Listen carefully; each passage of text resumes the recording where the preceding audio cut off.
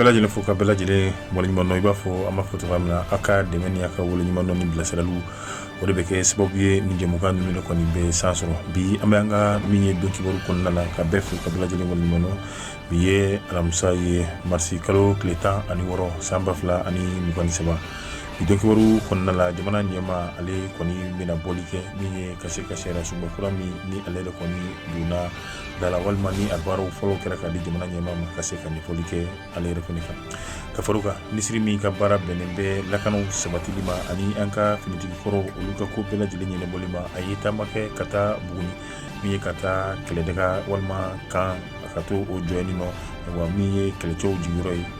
yasa ayo mi seka lakana sabati to kamna amina andaro fin la wala ko na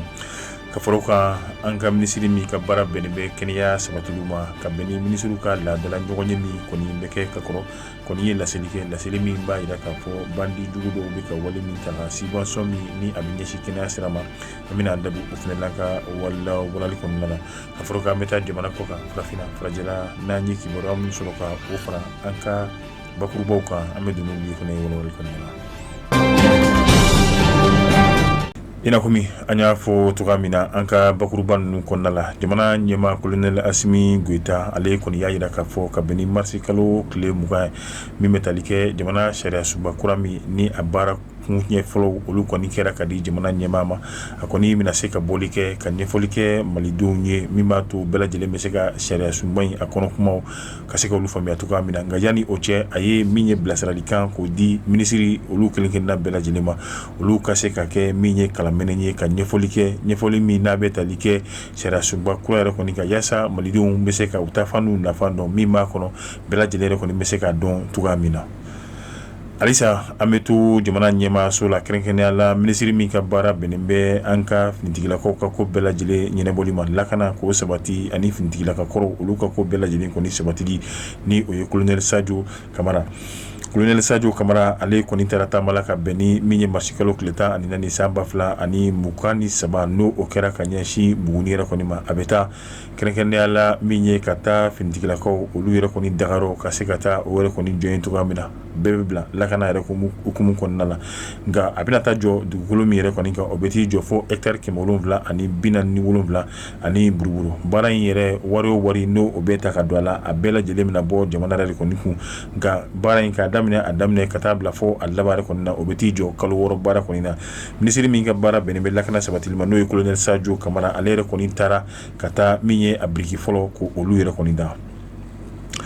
iba fo anya foto gamina ministri mi ka bara benbe anka kenya ko bela jele ko nima ka beni ministru ukala dala nyogonye mi nabe fama nazraka na ko conseil des ministres ki bara ko ni bora ko ne mi metalike aywa subvention ni oye demeye kanyeshi kenya tasiro ma krenkenya la ukasira mi be nabe fama ko gavi aywa wari mi ko ni betala ka do ore ko nina sika kelimbe madola mi no obiko wari kumania o bara ko nima ga yini nu yele ko ni kelen ko fe sika kelimbe mamina ani masa ewa ni olu yere koni me barake wari me marala yoro mina no oye bangiye olu koni sika kera olu la tege koni daru kan bi abe wati mina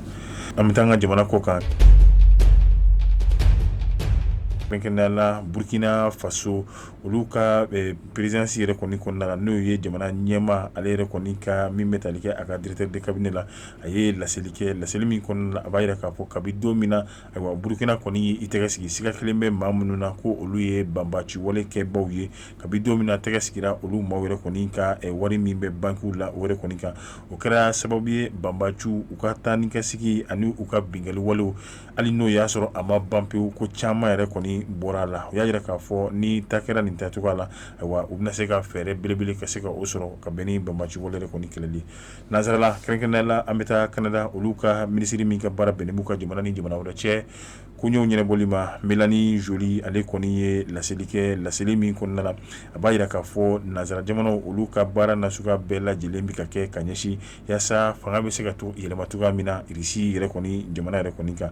baro ka fo Melanie Jolie ale koni ya yere ka fo bi ambe wati mi yere koni na kelemi ka jalaki walma nyangli minta nazara jamana ulu kelemi ko minta kanyeshi irisi jamana yere koni ma alla yini yere koni te dore yasa fanga mi be ni no bi obeseka bintuga mina o de kera ali sababu ye nanzara jamana olu b'a fɛ min ye ka se ka fɛɛrɛw tigɛ yasa irisi ni Ukraine ka kɛlɛ min yɛrɛ kɔni bɛ sen na u ɲiniyɔrɔ bɛ se ka sɔrɔ la cogoya min na min b'a to fanga min bɛ irisi jamana kunna kɛrɛnkɛrɛnnen la Vladimir Putin ka fanga o bɛ se ka bin cogoya min na nka a ko ni taasira in o dɔrɔn to olu yɛrɛ kɔni bɔ u bɛ taa min ye politiki sira fo ka taa se sɔrɔ yɛrɛ kɔni sira ma ani dɛmɛ min n'o bɛ se ka ɲɛsin Ukraine jamana yɛrɛ ma min b'a to irisi yɛrɛ kɔni bɛ bi o ka bɔ a la wa ka se ka min ye kulukɔrɔ kuma ko fɔ irisi jamanadenw ye min b'a to olu yɛrɛ kɔni fɛnɛ bɛ fara olu ka kinɛ kan yasa irisi ɲɛma o kɔni o bɛ se ka bin cogoya min na a ko nanzara jamanaw u ka laɲini yɛrɛ kɔni dɔrɔn tɛ nka u bɛ baara yɛrɛ kɔni na min b'a to fanga yɛrɛ kɔni bɛ se ka yɛlɛma cogoya min na Vladimir Putin ale yɛrɛ kɔni bɛ bɔ yen nka o fɛnɛ tɛmɛnen kɔfɛ Canada olu ka minisiri min ka baara bɛnnen bɛ u ka jamana ni jamana cɛ ko ɲɔgɔn ɲɛnabɔli ma a ko hakilina wɛrɛ bɛ olu yɛrɛ kɔni ka jamana la o de ye ka se ka fanga min bɛ irisi jamana yɛrɛ kɔni na kɛrɛnkɛrɛnnenya la u ka kɛlɛkɛcɛw ka se ka o fanga ninnu k'olu yɛrɛ kɔni bɛɛ lajɛlen kɔni bin cogoya min na